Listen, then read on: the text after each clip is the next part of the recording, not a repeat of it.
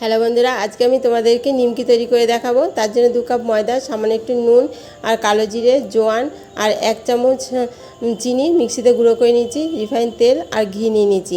এই ঘরোয়া কয়েকটা উপকরণ দিয়েই আমি সহজভাবে তোমাদের নিমকি তৈরি করে দেখাবো। এরপর আমি 2 কাপ ময়দা নিয়ে নিয়েছি। 2 কাপ ময়দার পরে আমি কালো জিরে দিয়ে দিচ্ছি হাফ টেবিল চামচ, জোয়ানও দিয়ে দিচ্ছি হাফ টেবিল চামচ। এই জোয়ান আর কালো জিরেটা নিমকি খাওয়ার সময় মুখে কামড়ে পড়লে দারুণ একটা ফ্লেভার হয়, খেতেও খুব স্বাদ লাগে। এরপর মিক্সিতে গুঁড়ো করা 1 টেবিল চামচ চিনি দিয়ে দিয়েছি।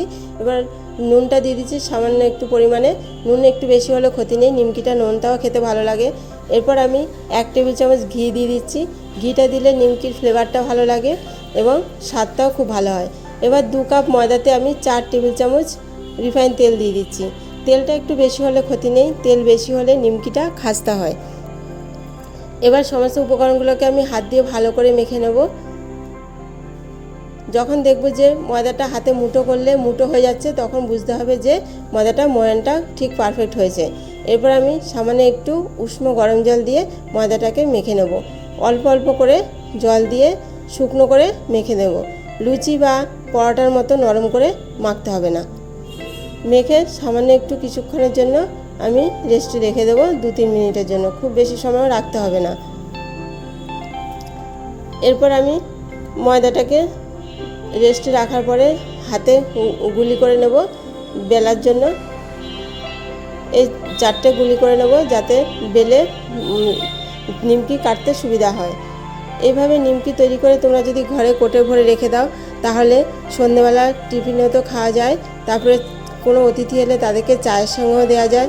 আবার যে মিষ্টি পছন্দ করে না তাকে এই নিমকি দিলে তারও খুব ভালো লাগবে।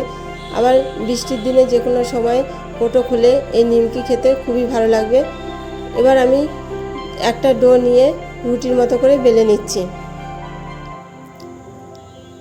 খুব বেশি পাতলাও বেলতে হবে না, খুব বেশি মোটাও বেলতে হবে না, ঠিক সেই পরিমাণে বেলে নিতে হবে।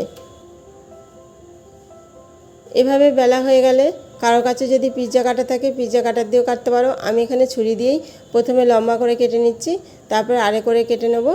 এরপরে বরফি শেপে নিমকিগুলো কেটে নেব। এভাবে কাটা হয়ে গেলে আমি ছুরি দিয়েই আলগা করে তুলে নিচ্ছি।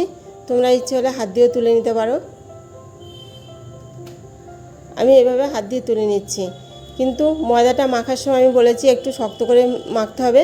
শক্ত করে যদি ময়দাটা মাখা হয় তাহলে বরফিগুলো তুলতেও সুবিধা হয়, আবার লেগেও যায় না।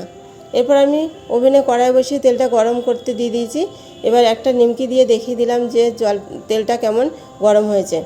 যখন দেখব নিমকিটা ভেসে উঠেছে এবং ফুলে উঠে গেছে, তখনই বুঝতে হবে তেলটা ভালো গরম হয়েছে। এবার ফুলে যাওয়ার পরে গ্যাসের ওভেনটাকে লোতে করে 2-3 মিনিট রেখে দিলেই নিমকিটা লাল কালার হয়ে ভাজা হয়ে যাবে। এরপর আমি নিমকিগুলোকে তুলে নিচ্ছি।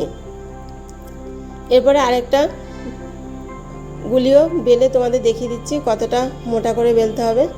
ঠিক এরকম করে বেলতে হবে। এরপর এটাকেও আমি ছুরি দিয়ে লম্বা করে আড়ে করে বরফি শেপে কেটে ভেজে নেব। এরপর আমি সমস্ত গুলিগুলোকে ঠিক এইভাবে ভেজে নেব। তেলটা গরম করে তারপরে নিমকিগুলো দিয়ে দিতে হবে। দিয়ে যখন ফুলে উঠবে তখন গ্যাসটা লোতে করে 2-3 মিনিট রেখে দিতে হবে, তারপরে ভাজা হয়ে যাবে। ঠিক এভাবে সমস্ত নিমকিগুলোকে আমি ভেজে নিয়েছি। এবার আমি দেখিয়ে দেবো নিমকিগুলো কতটা পারফেক্ট ভাজা হয়েছে। এবার কাছ থেকে দেখে নাও কতটা পারফেক্ট প্যাকেটের নিমকির মতো তৈরি হয়েছে। ঠিক এইভাবে খুব সহজভাবে তোমরা নিমকিটা ভেজে নেবে। সামনে পুজো আসছে, যে কোনো দিনই খাওয়া যাবে এবং আত্মীয় স্বজনদেরও পরিবেশন করা যাবে। এবার নিমকিগুলো কতটা খাস্তা হয়েছে, মচমচে হয়েছে সেটা আমি দেখিয়ে দিচ্ছি। হাতে নিয়ে ভাঙা যাচ্ছে, মুঠো করেও ভাঙা যাচ্ছে, আঙুল দিয়ে চাপ দিলেও গুঁড়ো হয়ে যাচ্ছে। এরপর 2 হাতে করে একটা নিমকিকে ভেঙেও দেখিয়ে দিচ্ছি কত সুন্দর পারফেক্ট নিমকি তৈরি হয়েছে।